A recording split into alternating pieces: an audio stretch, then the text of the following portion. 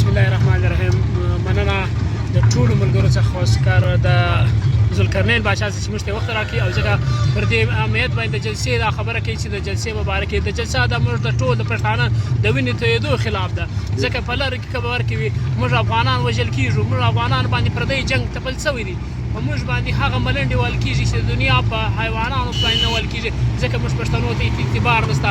نو موږ پر ټولو ولس باندې که چیرې په لار کې خبر کوي پر هغو افغانانو باندې غږ کوو چې ملګرو عزیزانو راپورته سي.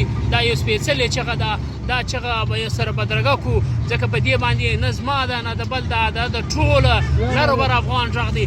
دا لر و بر افغان باید چې په ټولو باندې دا اعلان او غږ وکړي چې په ټولو باندې چې راځي بسم الله ده.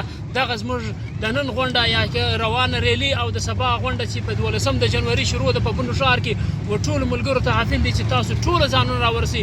الحمدلله په ډېر زیات تعداد را رسېدلی دي او کوشش دا دی چې نور هم وکړي چې راورسېږي. دغه خپل د کم حقوقو د غوښتلو لپاره چې کوم ادارې یا کم تکلیفونه په موږ باندې جابریت دي او کم مشکلات په موږ شروع دي او کم تکلیفونه په موږ شروع دي، کوم زموږ زنانې، زموږ خویندې، زموږ میندې، دا یوه هم نه ده محفوظه. نو ټولو وطنوالو و ټولو ولس افغان ته دا کوو بلنه ورکوو چې تاسو سبا په دې جلسه کې ګډون وکړئ. د ټولو ملګرو د توجه غواړو چې ځکه دا خبرې او دا ترتیب په مخه واخلي. مننه.